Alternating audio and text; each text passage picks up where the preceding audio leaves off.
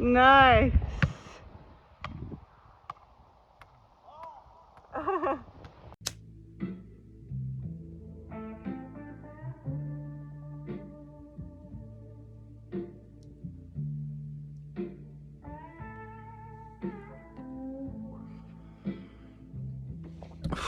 How's it going out there? YouTube world, KillumiGnarly here, bringing you something a little bit different tonight.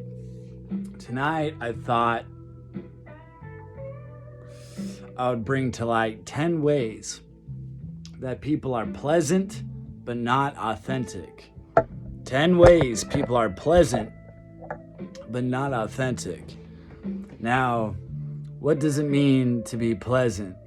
Pleasant means, people tell you what you want to hear. They go along with the narrative of what you're saying. Even though they go along with the narrative of what you're saying, they're not being authentic. They're going along with the narrative of what you're saying so you don't give them an issue. Because they know that if they spoke to you the way they really felt, that you would tell them how you really felt, but they can't handle it. So they're just fake. So I have 10 reasons here, good YouTube people, to help the world on how people act pleasantly but not authentically, and just kind of how to deal with it and some experiences that I personally had and how I feel about it. Because when it comes to people helping me, it's far and few between, and a lot of people in this world won't even fucking give you the time of day to ask you how you're doing. They just want to project on you a billion of their own things they're going through. So most of my help that keeps me going comes from other glorious chosen ones and good people's souls on YouTube that just give to the world. And also, I'd like to say most of those people too, they always ask for money. There's this prophetic woman I watch, and at the end of every one of her videos, she's like, oh, if God's telling you to sow into this message, I encourage you to do so. And I had to look that up. I'm like, what does she mean, sow into this message? Does she mean leave a comment, But no, she just wants some money. She wants you to PayPal or Venmo some money. You can PayPal or Venmo me some money if you would like more of these prophetic words, because it's kind of hard for me to do these things sometimes when I'm getting beaten down to the ground by the devil constantly in life. But now, to the reason why you're here and you clicked on this video. 10 ways people are pleasant and not authentic.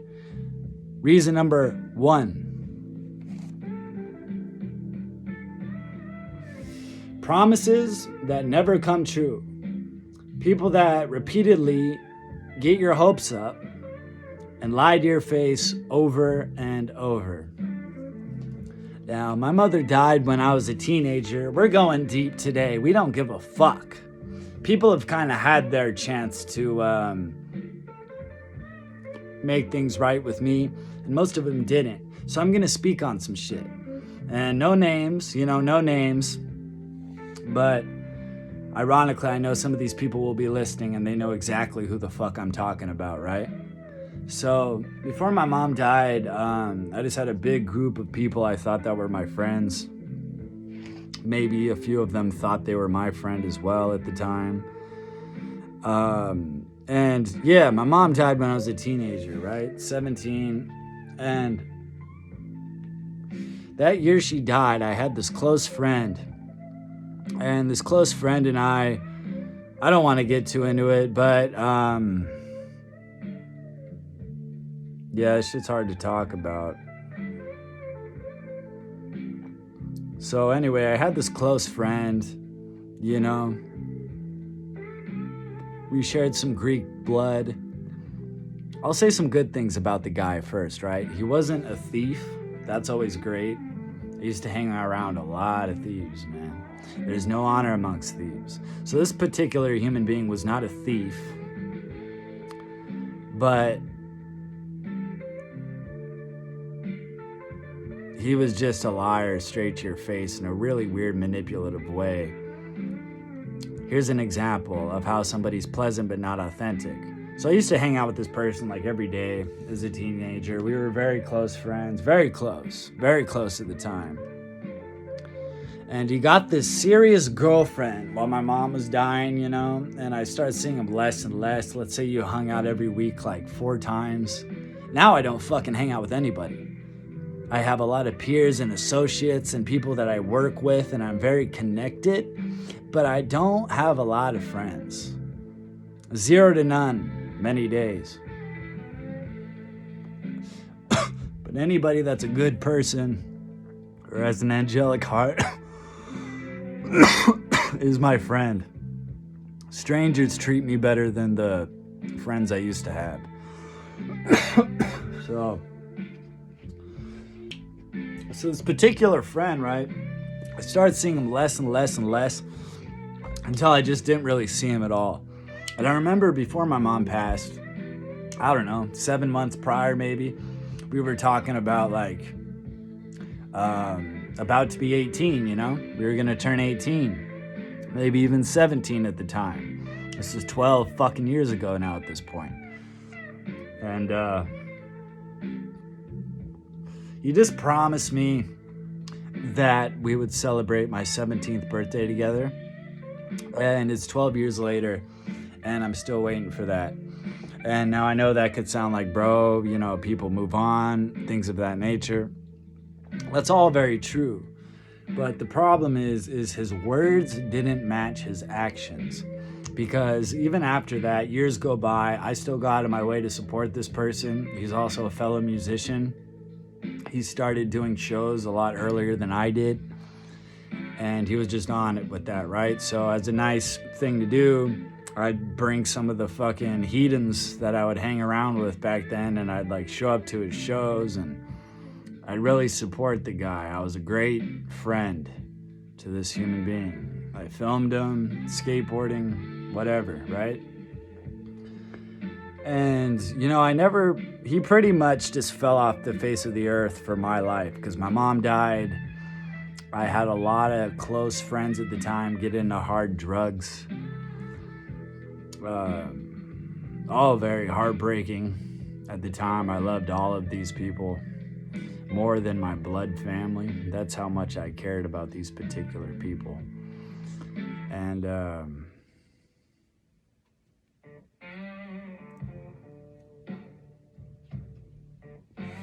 so yeah, you know, like for instance, when I thought my mom, you know, when my mom died, I thought that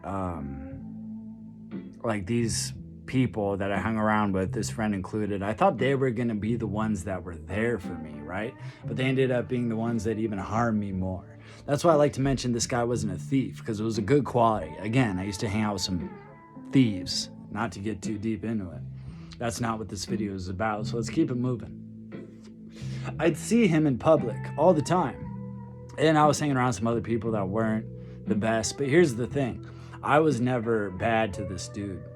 So just because I'm hanging around some other dudes that are maybe doing some shit you don't agree with, if I just want to talk to you without them and you care about me, you should, you know, like a friend is a friend because they're there for you. So this guy was just never there for me, but I'd see him around town maybe like once a year from like age maybe 20 or even, let's go age 17 to maybe 23. I saw this dude every now and then, and I'd say, what up? I was always kind.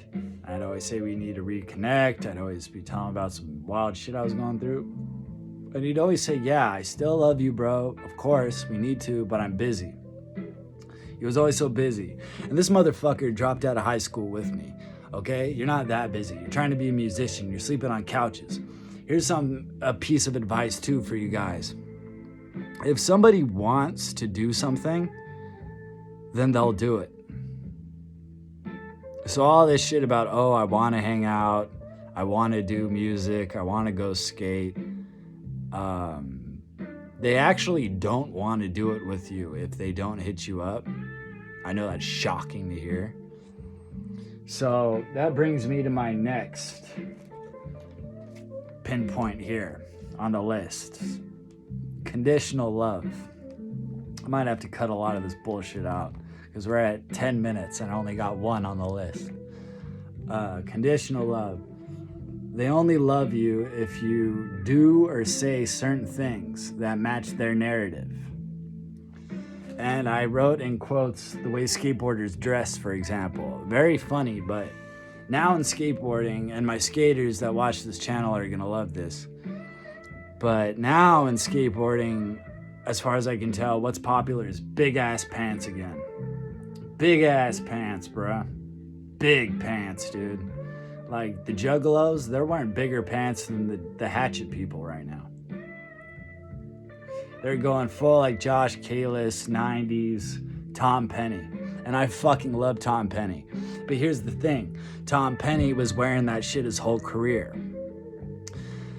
3 other skaters I really respect that never really changed their style off the top of my head that I can think of. TJ Rogers, David Gravett,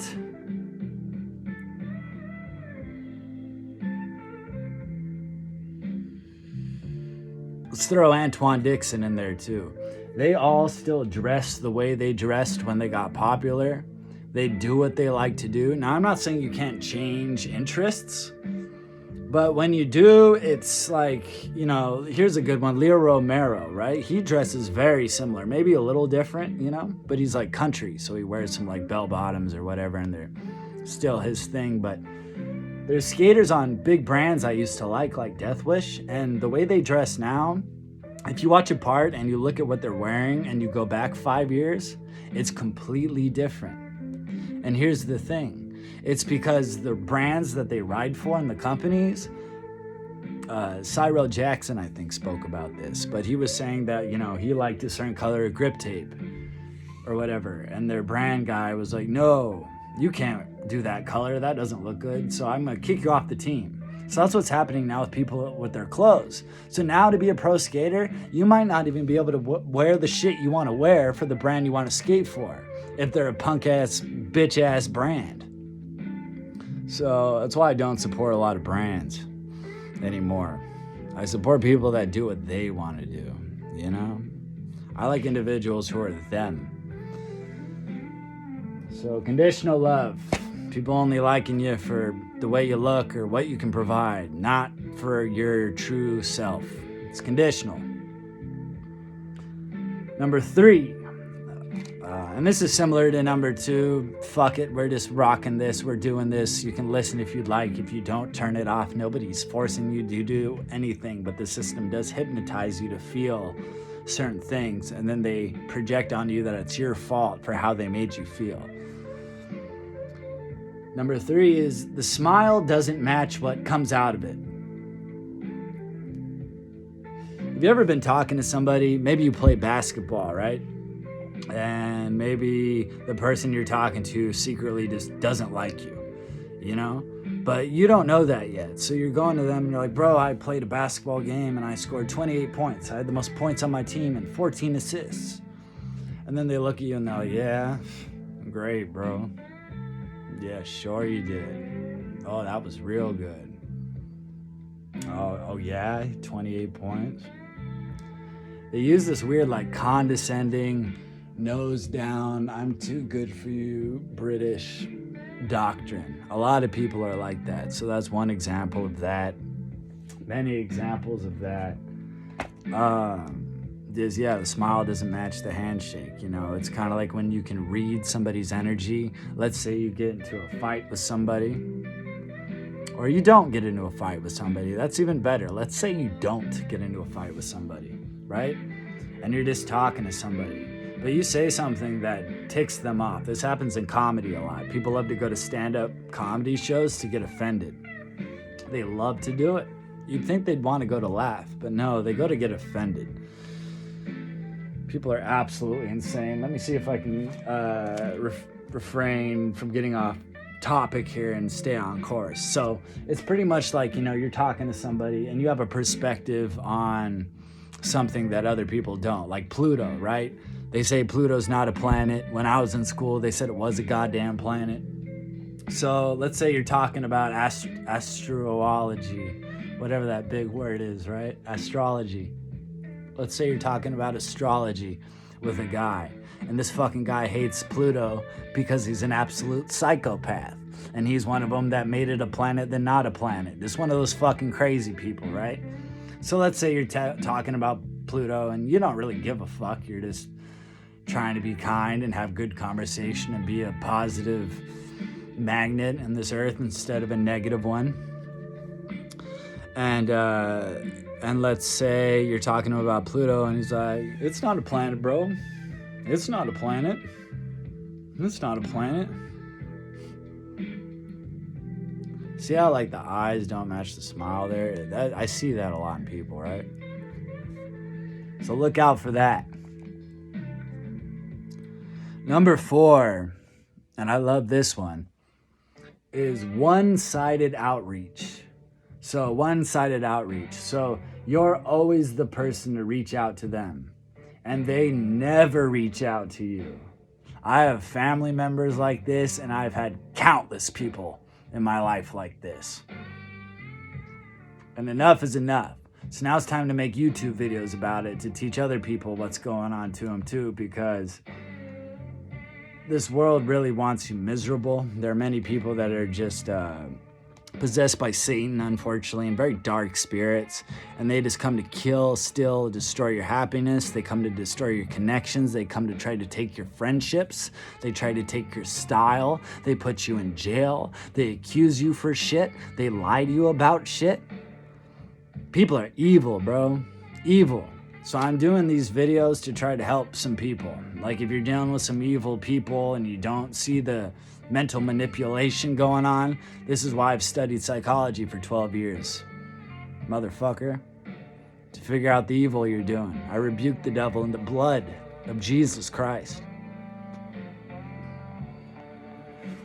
One-sided outreach. So you're always the one reaching out to them. They never reach out to you. And you never hear from them if you didn't reach out to them. So, you know, like that friend I talked about, he was one of them. A lot of people, and he wasn't a peer, just a person from the past, you know? We don't wish anybody any harm. We just see reality for what it is, you know? So, yeah, I don't think anything really more needs to be said about that. Maybe it does, actually. Maybe you're that friend who doesn't have many friends, but you have 3. Maybe you have 2, maybe you have 1, maybe you don't have any. And that's completely normal in a world this evil in 2026.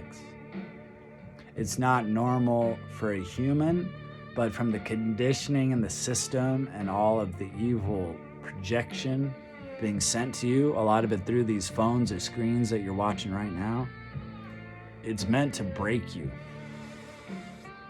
It's made to make you forget who you are. And the word forget, some esoteric language for you, the word for is death.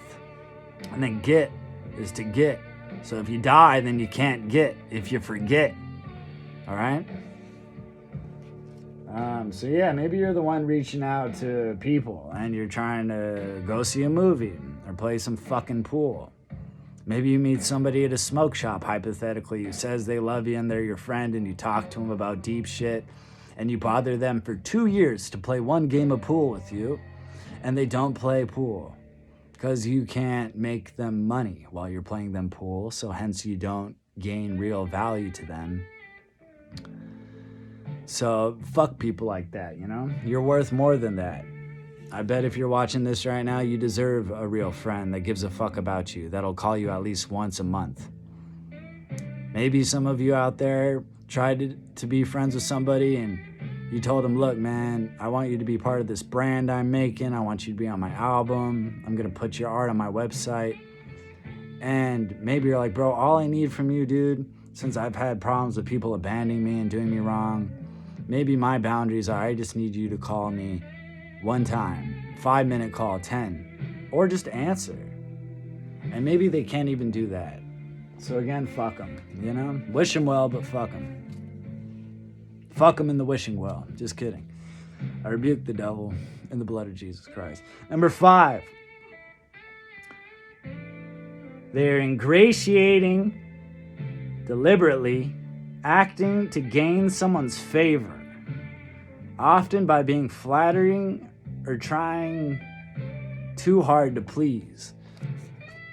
You see this a lot, like in doctors or anything like that, or that's a big word, bro. We're gonna go to 7 because 10 is too many right now. I'm gonna give you 7 ways. Maybe I'll give you all 10, but right now I feel like giving you 7. They're ingratiating deliberately, acting to gain someone's favor, often by being flattering or trying hard to please. So that's kind of like, most of you, don't live in Salt Lake. But in Salt Lake, we have a lot of Mormon people. Shout out to the Mormons, I guess. Oh my God. So, anyway, so like in Salt Lake, you'll be walking down the street, right? And then like some Mormon ladies in their pilgrim dresses will look at you and they'll be like, "Hi, how are you?" And they're just hypnotized, bro, by whatever. And let's say you actually stop and you talk to them and you're like, "Hey, what's your favorite Bible verse?" And they're like, "What?" Like, you're actually talking to me? Because most people just like react to anybody. We react, "Oh, okay, hey," And you wish them well. You hope that they'll actually talk to the real Jesus and quit doing whatever they're doing. But if they are doing questionable things, the suicide rate in Salt Lake City is twice as high as Chicago, and that's what one of my songs is about. So obviously the mental health here in my hometown is not good. So yeah, people just, they fucking, let's say you fucking go to a therapist. And I know some people probably love their therapist. I've only had to go a few times since it was court ordered. And as far as I can tell, this is just an example. There's millions of examples, but this is just one of them. Blues was getting too bluesy, bro.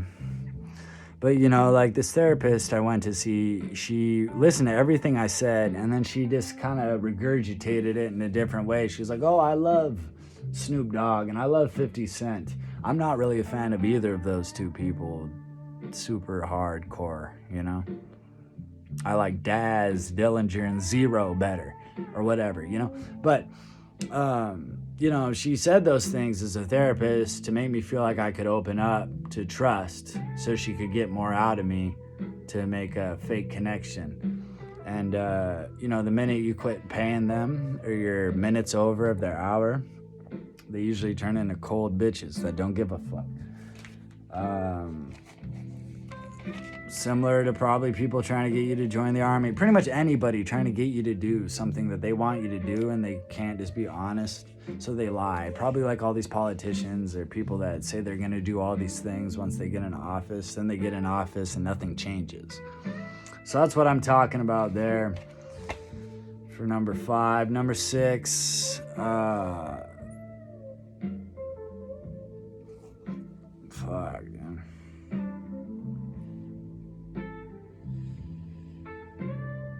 Yeah, number 6, is corporate persona. Same thing. This is what I was going to say. Is like, you go to a doctor and they're like, "Hey, how are you feeling? Are you doing all right?" I know this may sound very disheartening to many of you.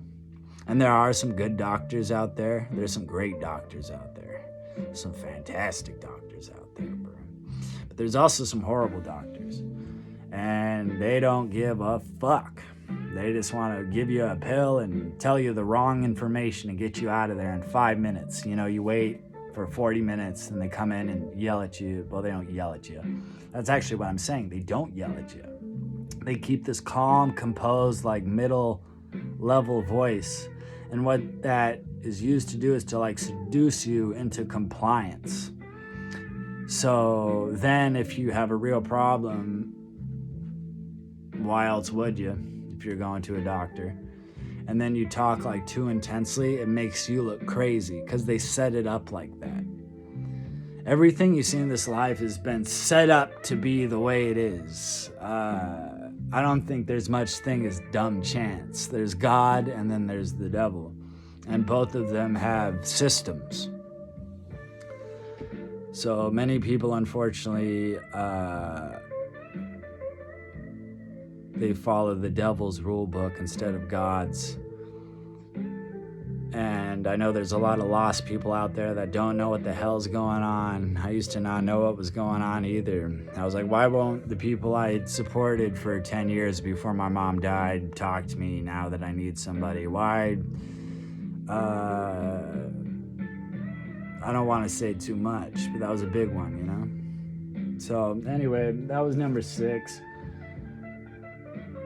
Number 7 is something I wrote down. I wrote down these facts a long time ago. I've been going through some trials and tribulations myself, so it took a minute for me to film this video. But number 7 for now, of the ways people are pleasant but not authentic, is double-binded communication. It's something called double-binded communication. And what double-binded communication is a form of manipulation where the words are kind, but the tone, body language, or underlying message is cold and punishing. It leaves you feeling crazy because you cannot visually prove they are being mean, inauthentic, cold, or fake. So a great example of this is, I have a psychopathic aunt, and when I got dreads, she'd be like, oh, they're just probably like heavy, or they probably get dirty, or I'm not saying they're dirty. I'm just saying I care about your health. Can you wash them? And it's like, yeah, you can wash them every other day. Keep them. Man, I am so clean compared to a lot of these dirty ass Jezebels out here. These projecting Jezebels, but they love to project. Or let's say you want to make it as a skateboarder. This is a perfect example, since I know there's probably a couple young blood skaters that might be watching this. And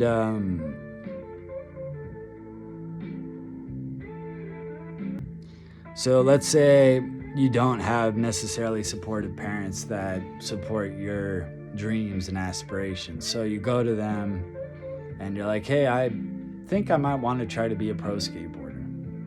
Now, regardless if you make it or if you don't make it, some of you, unfortunately, are going to have parents shun you, and they're going to be like, oh, you can't do it. First of all, some are going to blatantly tell you right to your face, you can't do that. They're going to be like, you can't do that. I've had great experience with some of this. And they're like, you can't do that. And then they'll be like, why would you do that? Or don't you want a job that'll pay for you? Don't you want to sit in a cubicle for 30 years and work for somebody that doesn't give a shit about you and be miserable and work with a bunch of condescending coworkers that are always putting you down and gossiping about you? Don't you want to do that? Why would you ever want to use the best years of your life making money doing something you love, even if it hurts you a little bit? Anyway, it's just projection. Most people have lived a miserable life, or are currently living miserable lives. And many of these people that are living these miserable lives have given up on their life. So the only gratification that they have is their ability to control their life. They don't believe in God. They don't like God because they want to be in control. They want to control how you feel about me. They want to control how I feel about you. But thankfully, I don't judge from third-party information. I judge off of personal life experience. If it didn't happen to me or in my face, or if there's not 100% concrete evidence, then what the fuck are you talking about? You just sound like a gossiping, jealous, sassy, weird, overly involved person in other people's lives and business. I'll end the story with this. I was at the skate park and I saw a guy in Bountiful Park, and he was trying 360 hard flips and shit. And you could tell he was good. I didn't see him land much, but the way the board was flipping, you could tell he knew something. He had a little Rodney in him, a little Rodney Mullen. And he was wearing like a diamond chain that looked like it was worth a couple $1,000s. And he's a big YouTuber. He's got like 300,000 subscribers. I won't say his name, but if he's watching this, or if you know me, you might know who I'm talking about. And, we're just talking. And I bring up a skater. He's rocking these like wheels. They're called shark wheels. They're a weird fucking type of skateboarding wheel, bro. And you can roll over dirt and shit with it, rocks. And the only other time I've seen these wheels are on a dude's skateboard. I'm so fucking tired. It's 2 a.m. anyway, but you know, he would skate these wheels called shark wheels, and he's called Off-Grid Skater. I'll shout him out. I guess he's got a lot of haters. I don't fucking know why, but I always thought he was a dope gentleman, right? He literally would just travel the world and skate cool shit like pyramids. And you know who does like him? Boo Johnson. See, I'll also stick up for people I've never met too, because I research them in depth. I'm not a news station. I'm not Fox News. I'm not like all red. And I'm not like what? ABC4, all Democrat. No. I take from both and I alchemize. And I listen to my own mind. So yeah, I saw Boo Johnson shout him out. Boo Johnson's a really dope skateboarder who's still pro for DGK. I watched growing up, incredible person. Seems like the nicest dude. Again, never met him, but seems like a genuine guy, right? And he's a cool pro. He's a pro that I looked up to. So this is what I'm saying. The pros that I looked up to also enjoy Off-Grid Skater. This is why when I reach out to a lot of the rappers I like, they actually fuck with me, bro. Because they're dope and they made it and they're not haters. So hate usually doesn't come from the top down. And you know, this dude had as many YouTube followers as Boo Johnson probably has on Instagram. He was big, you know. And not for nothing, but I played him in Skate and I smoked him. SKATE, and he didn't get a letter on me. He didn't even get a turn, bruh. He didn't even get a turn. I should have filmed that shit with him. Tagged him in it. Right? Smoked his ass. Give me some wheels. Shark wheels.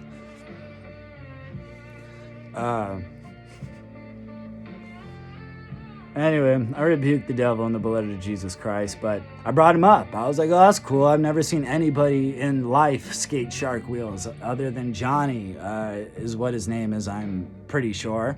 Off-Grid Skater. Shout out to you, bruh. Hope you're doing well in Malaysia, or wherever the fuck you ended up knocking up a chick at, and you stayed there. That dude was gonna travel the world, bro. He was gonna record himself skate around the whole world, and then he knocked up some chick and stayed in the Philippines. That's how it goes as you get older. And I mentioned him. And dude, 300,000 follower dude was like, oh, that guy? Off-Grid? Off-Grid, he's a kook. Skaters love to say the word kook, and it is the most bullshit word. I want to say some really offensive things right now, but I hate that word. It's such a silly, stupid word. And I feel like people that use that word are that. But anyway, he was just talking shit on the Off-Grid Skater, bro. He was like, oh, that guy sucks. Like, everybody hates that guy. Like, that guy's terrible. Like, he treats people like shit. And literally, all I've seen this dude do is just document him skating and, like, being cool to, like, street civilians. Like, he just goes around and skates and, like, lets a little kid from Zimbabwe push around on the board. And then he goes to, like, an old lady and he talks to the old lady about skating. And then he goes to, like, local skate shops and asks them about the scene. He just seems like a genuine-ass fucking guy. And this dude hadn't even met him. I was like, oh, have you met Off-Grid? Like, is that coming from personal experience? And he's like, no, bro, everybody just knows that. Everybody just knows he's a piece of shit. Bro, some people, no, you don't know shit. Nobody knows anything except their own personal experience, and then they try to project that. I'd also like to say group thinking is a lot easier to fall into than individual, because individual, you have to think for yourself. This video is long as shit. This might just be the first episode of the Kill 'Em With Conversation podcast. So here's what I'm saying too. Can't see that maybe you hooked up with a beautiful bitch from Atlanta and you had been going through like a dry spell, right? And then you hook up with some chick in Atlanta. And then you have like a fucking shirt on the way, right? A $20 t-shirt that you bought. and you're stoked because it's a shirt you wanted and you couldn't find it, and then you found it. So then you hook up with your chick from ATL, and then you go and you check the shipping where the package is, and then the package is in Atlanta, and then you turn on the TV and you're watching Trae Young hit a game winner on the Atlanta Hawks. That's what God is. It's synchronicity, and it's reality showing you that you're not alone when you are alone. And I'm alone right now, speaking to you good people out there on the internet. So if you ended up listening to this whole thing, shout out to you. Leave a comment if there's anything you ever want me to talk about. This is very ironic, but I'm going to say, if you want to send me a tip on PayPal, my PayPal name is KillumiGnarly. If you want to buy me some tea or a legal gram of weed from the dispensary, or a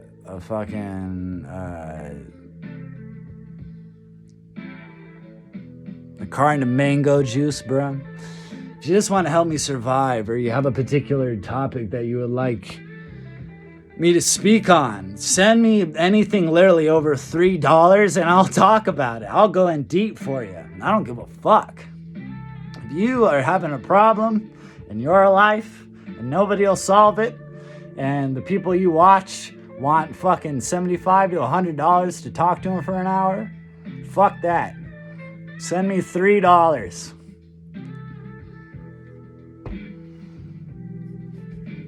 Send me fucking $3. You could send me $33 if you really want to. I'll praise you like you're a disciple if you send me fucking $33. People go out of their way not to help me, but I still got Jesus and I want to help you. So I hope that helped. That was 7 ways people are pleasant but not authentic, with a bunch of vibrant, in-depth insight on life when you're stressed, depressed, want to kill yourself. Rest in peace, Mark Johnson.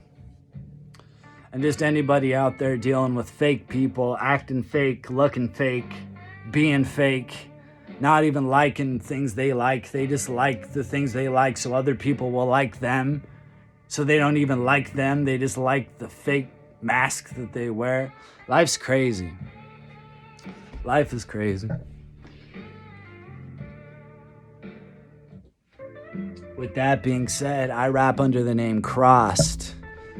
This is Crossed, KillumiGnarly, signing out. I hope everybody has an absolutely incredible summer. It's about to be summer. So watch out. Don't burn to death. Keep your eyes open. The more light you have, the more shadow follows. The more love you give, the more hate you'll receive. We live in a universe of polarity. I rebuke the devil once more in the blood of Jesus Christ. You can never get enough Jesus. Most important book of all time right there. Have a good night, y'all. This is KillumiGnarly. Salute. Kill 'em with conversation. Episode 1.